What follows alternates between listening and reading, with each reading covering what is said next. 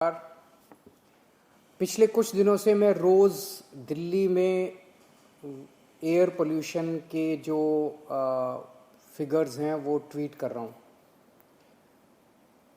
मैं ये दिखाना चाह रहा हूँ कि सर्दियों के कुछ महीनों को छोड़ के अक्टूबर, नवंबर, कुछ हद तक दिसंबर, इन महीनों को छोड़ के बाकी समय में दिल्ली के अंदर प्रदूषण लगभग कंट्रोल में रहता है। पिछले कुछ दिनों में लगभग 15 सितंबर के आसपास से मैंने ट्वीट करना चालू किया और रोज़ आप देखेंगे कि इस वक्त अभी तक पोल्यूशन दिल्ली का कंट्रोल में है। जो भी फिगर्स हैं एयर क्वालिटी इंडेक्स के, PM 2.5 के, PM 10 के, वो सारे फिगर्स जो हैं वो कंट्रोल में हैं, वो ठीक हैं, या तो मॉडरेट कैटेगरी में आते हैं, वेरी गुड में आते हैं, अच्छा दिल्ली का प्रदूषण ठीक है, कंट्रोल में है। अब इसके बाद आसपास के पड़ोसी राज्यों की सरकारों ने कुछ नहीं किया। केंद्र सरकार को हमने कई बार कहा, केंद्र सरकार ने भी कुछ नहीं किया, जिसकी वजह से प्रदूषण अब किसानों को पराली जलानी पड़ेगी, किसानों के पास कोई उपाय नहीं बचेगा।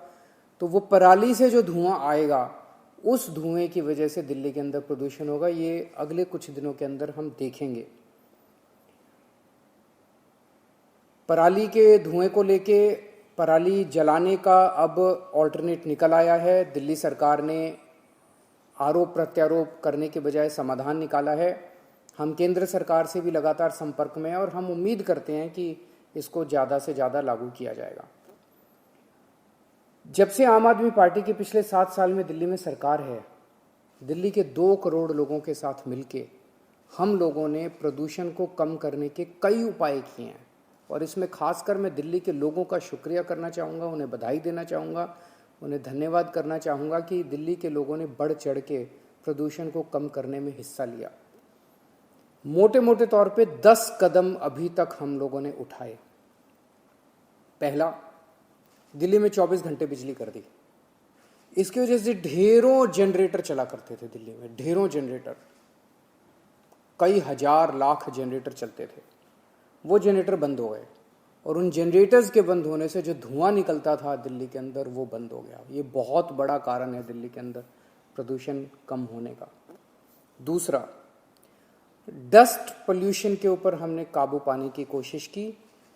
इसके ऊपर बड़ी सख्ती की गई। जहाँ जहाँ कंस्ट्रक्शन साइट्स है वहाँ इंस्पेक्शन टीम्स भेजी गई, हैवी फाइन लगाए गए, पेनल्टी लगाई गई, ताकि डस्ट पोल्यूशन को कंट्रोल किया जा सके।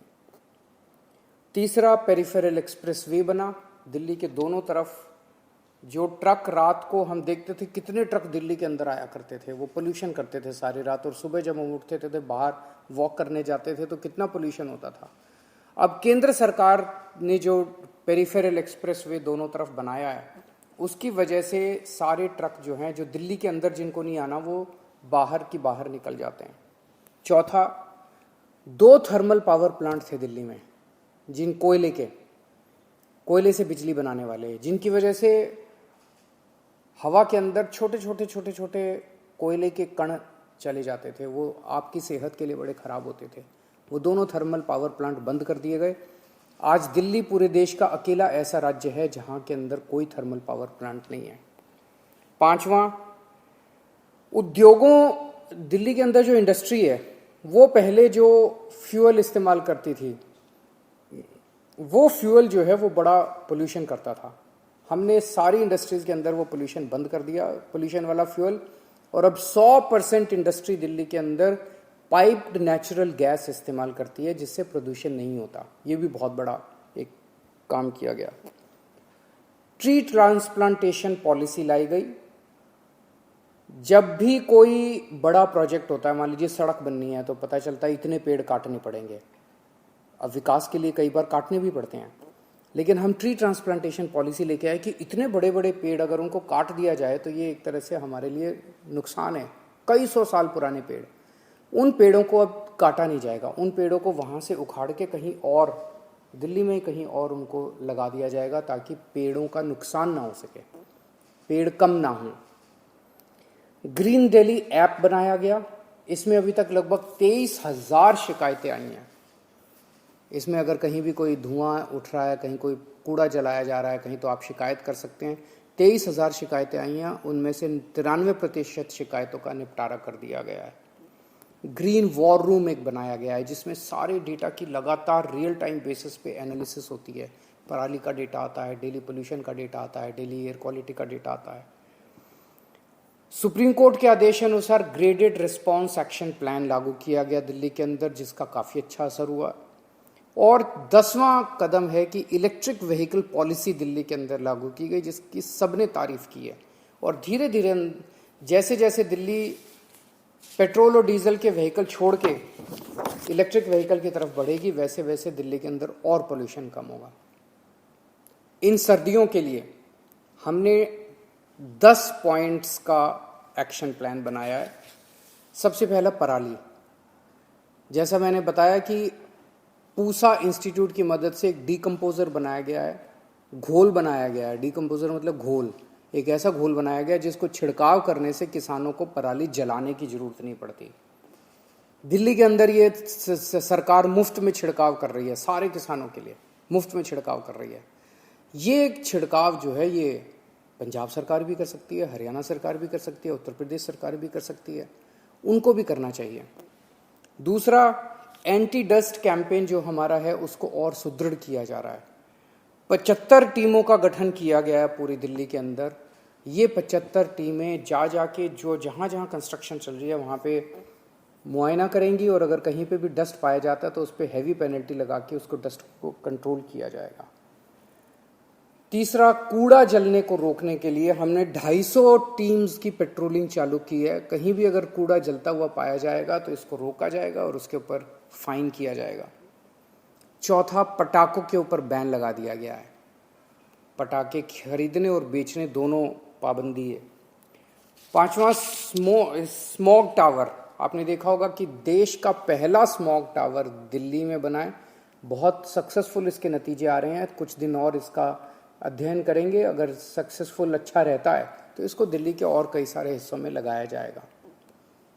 दिल्ली ऐप के जरिए जितने हॉटस्पॉट्स हैं उनको हम मॉनिटर करते रहते हैं। नए हॉटस्पॉट्स मतलब जहाँ पे ज़्यादा पोल्यूशन होता है, उन जगहों के ऊपर फिर स्पेशल सरकार वहाँ पे स्पेशल काम करती है, ज़्यादा काम करती है, ज़्यादा कठोर कदम उठाए जाते हैं।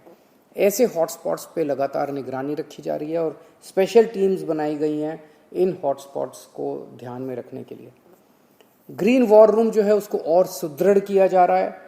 यूनिवर्सिटी ऑफ शिकागो और जीडीआई पार्टनर्स के साथ मिलके प्रोग्राम मैनेजमेंट यूनिट बनाया गया ग्रीन वॉर रूम के लिए, और 50 नए पर्यावरण इंजीनियर्स की भर्ती की गई है।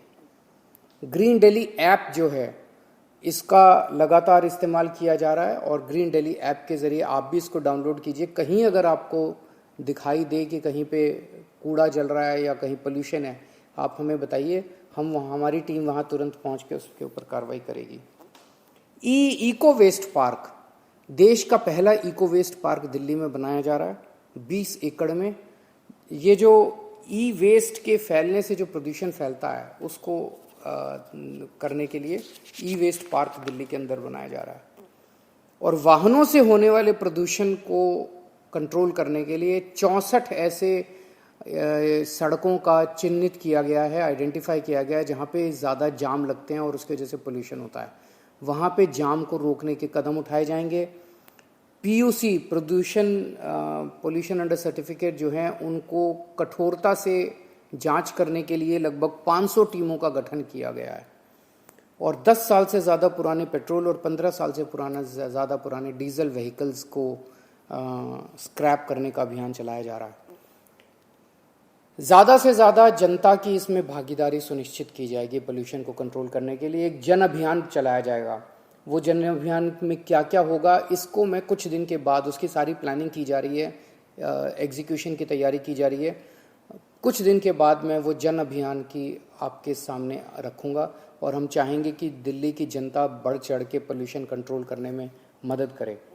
अब मेरी केंद्र सरकार और आसपास के राज्यों से अपील है, नंबर 1 कि पराली को अब जलने से अपने को रोकना पड़ेगा। किसानों का कोई कसूर नहीं है, किसान मजबूर हैं पराली जलाने के लिए। सरकारों को आगे आना पड़ेगा।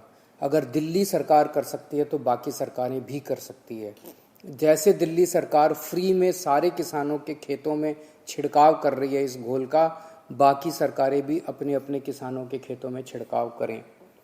दूसरा, एनसीआर से दिल्ली आने वाले व्हीकल्स जो हैं उनको भी सीएनजी में कन्वर्ट किया जाए। तीसरा, एनसीआर एरिया में चल रहे सभी उद्योगों को, उनको भी उद्योगों के अंदर अब ऐसा एनसीआर के इलाके में फ्यूल ऐसा इस्तेमाल किया जा रहा है जो कि प्रदूषण फैलाता है, उसको भी पीएनजी में कन्वर्ट किया जाए।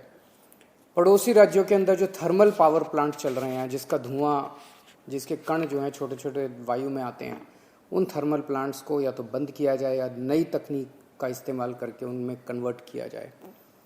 पड़ोसी राज्यों में एनसीआर इलाके में चल रहे ईंट भट्टों को भी दूसरी तकनीक चेंज की जाए ताकि वो पोल्यूशन ना करें। आसपास के इलाकों में, एनसीआर इलाके में 24 घंटे बिजली की सप्लाई करें उनकी सरकारें, ताकि वो डीजल जनरेटिंग डीजल सेट्स इस्तेमाल ना करें और उससे प्रदूषण फैलता है। पड़ोसी राज्य भी अपने अपने यहाँ एनसीआर के इलाके में हॉटस्पॉट्स चिन्हित करके और वहाँ पे कठोर से कठोर कदम उठाएं पोल्यूशन को कंट्रोल करने के लिए। तो ये हमारी अपील है आसपास के राज्यों से। हम सब मिलके, हवा, साफ हवा हम सबको चाहिए। इसमें कोई ये सरकार, वो सरकार, ये राज्य, वो राज्य की बात नहीं है। ये तो सभी इंसानों को जीने के लिए साफ हवा चाहिए। मेरी सबसे अपील है कि आइए मिलके, एक साथ मिलके हम सब लोग हवा को साफ करने की कोशिश करते हैं। बाकी सरकारें भी अच्छा काम कर रही है, ठीक काम कर रही है, मिलके और अच्छा काम करेंगे। नमस्कार, मैं हूं मानक गुप्ता। अगर आपको हमारा ये वीडियो पसंद आया हो तो इसे लाइक और शेयर जरूर करें, और हाँ, हमें सब्सक्राइब और फॉलो करना ना भूलें ताकि आप देश और दुनिया की कोई खबर मिस ना करें। तो जुड़े रहिए हमारे साथ और देखते रहिए News 24।